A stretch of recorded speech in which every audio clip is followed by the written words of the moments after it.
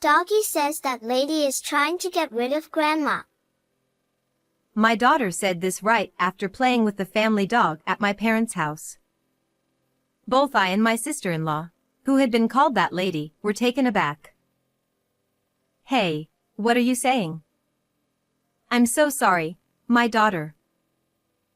I hurriedly apologized to my sister-in-law, and she replied with a strained smile. Oh, no, don't worry about it. My daughter had always claimed she could talk to the family dog, but I dismissed it as childish imagination. What I was more concerned about at that moment was not upsetting my sister-in-law, who lived with my mother and took care of her. That's incredibly rude, you know? I scolded my daughter, but she pouted and said, But Doggy really did say that. And then, as she continued speaking, her words shocked me even more. My name is Amelia. I'm currently raising my 5-year-old daughter. That day, I had brought her to visit my parents' house because I heard my mother was not feeling well. At my parents' house, my mother lives with my brother, his wife, and their pet poodle. My mother is never lonely with such a lively household. The house is in my mother's name. My father has already passed away, but he left behind enough wealth to ensure my mother is comfortable in her old age. By the way, the poodle my daughter claims she can talk to is named Max. We've had him since before I got married and moved out, so he must be over 10 years old by now. In human years, that would make him somewhere in his 50s or 60s. My daughter Kate adores Max and always looks forward to playing with him. This time was no different. While I was talking with my mother and sister-in-law, Kate was playing with Max. And then she suddenly made that outrageous statement about my sister-in-law trying to get rid of my mother. Carol, I'm so sorry. I'll make sure to talk to my daughter about this. I apologized profusely to my sister-in-law. Carol smiled awkwardly and said, Oh, no, it's fine. Don't worry about it.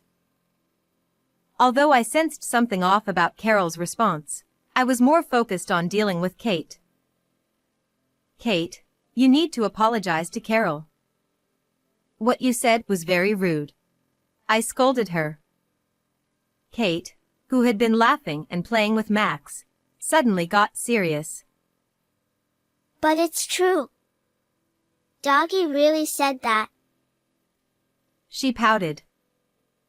And then she began to relay more shocking information she claimed to have heard from the dog. Listen, it's a secret. Kate whispered, making sure my mother and Carol couldn't hear. That lady is putting something weird in Grandma's food. What? Are you saying Carol is adding something to the food? I asked, bewildered.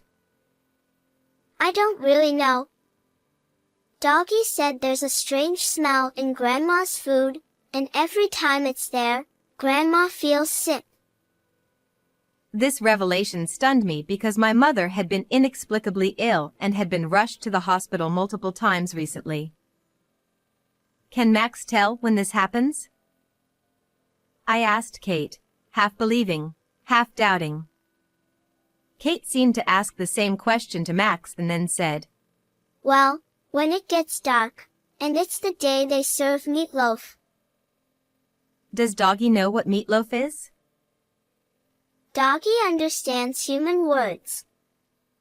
He remembers because that lady always says, today's meatloaf day, every time.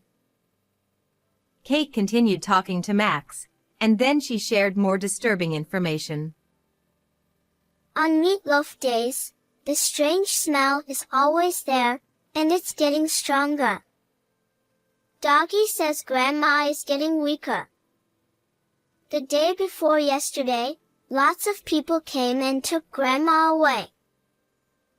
The day before yesterday. My mother had indeed been taken to the hospital by ambulance.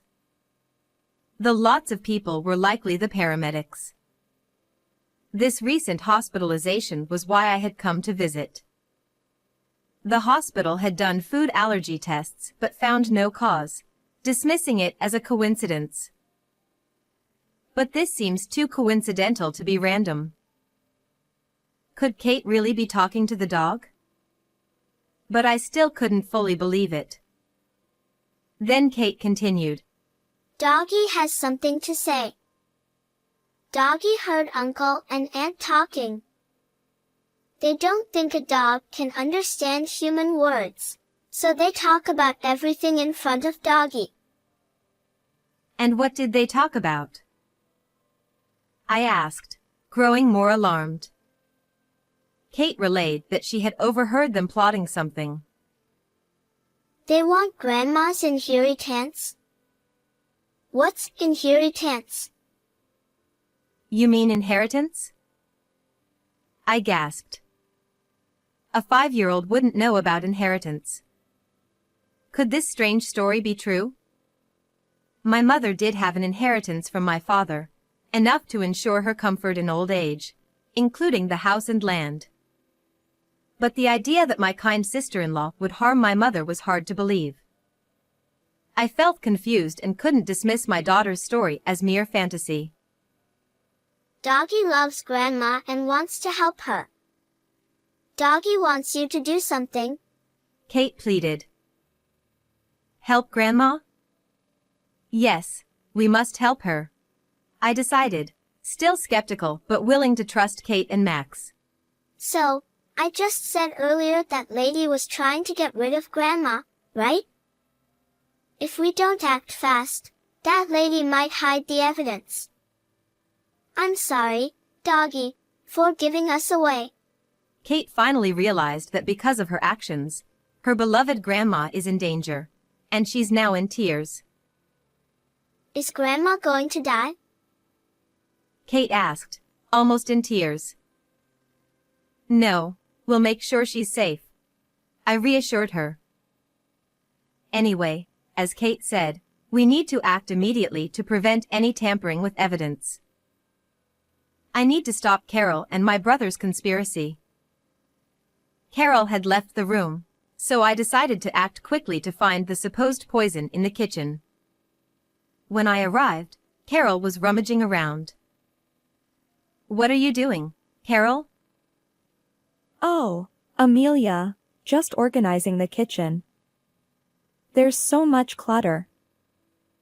She looked uneasy, like she had been caught doing something she shouldn't. Let me help. It must be hard to do it alone. No, you're a guest. We're family, not guests. We should help each other. I insisted, starting to help despite her protests. If Carol is poisoning my mother, the poison must be here in the kitchen. I began to chat with Carol to gather information. I'm sorry for the trouble my mother is causing. She was hospitalized the other day. Yes, the day before yesterday. We're worried about her health. Carol seemed genuinely concerned, not like someone plotting harm.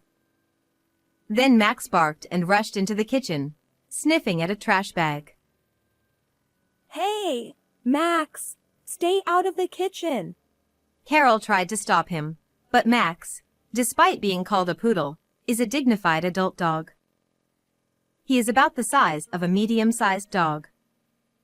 Despite being over 10 years old, he is still strong and managed to break free from my sister-in-law, sticking his nose into the garbage bag to pull something from the trash. What's this? I asked, taking it from Max. It was a package of rat poison. It's still full. Why are you throwing this away? Well, if Max happens to eat it like he did just now, that would be troublesome, right? It's about decluttering. Rather than that, if Max puts it in his mouth, it would be troublesome, so I'll put it out of reach. She tried to forcefully take it from Max, but he wouldn't let go of it. However, When I reached out, he casually handed it over to me. I'll put it away. I pretended to put it on a high shelf, secretly pocketing some of the poison. Then I continued helping Carol, determined to find evidence of her wrongdoing. Afterward, I returned to Kate with Max, took the poison bait out of my pocket, and showed it to Kate and Max. Max sniffed the poison bait and snorted. What do you think, Kate? What is Max saying? This is it. Max says it's the strange smell. It seems that what was mixed into the meatloaf was indeed this. In small quantities, the strong flavor of barbecue sauce could mask the strange taste. According to my mother, my sister-in-law usually cooked with very strong flavors. When my mother suggested lighter seasoning, my sister-in-law would say, Emil's taste buds are getting weaker. I want you to enjoy flavorful food. This makes sense if the goal was to disguise the taste of the poison bait in the meatloaf with the strong seasoning. I noticed a smell of barbecue sauce coming from the kitchen. Could it be? My sister-in-law was planning to finish my mother off today. I exchanged glances with my daughter. She nodded and gave Max an eye signal as well. The three of us were now fully united. I'm sorry, but it's almost time for dinner. Could you please leave?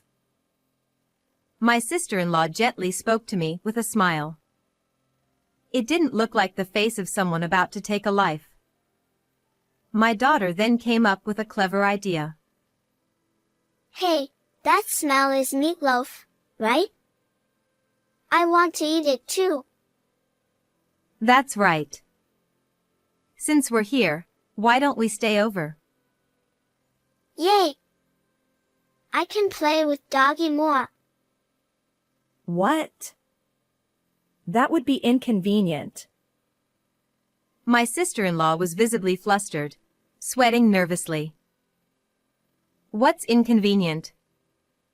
The fact that you can't poison Mother? What are you talking about?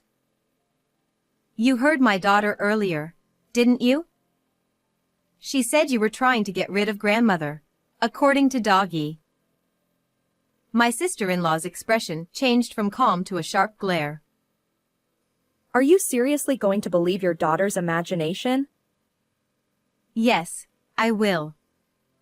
She's my daughter, after all. You and your daughter are crazy. But we have proof. I pulled the poison bait my sister-in-law had tried to discard out of my pocket. Her face turned pale. According to Kate, Max says he always smelled this poison in the meatloaf.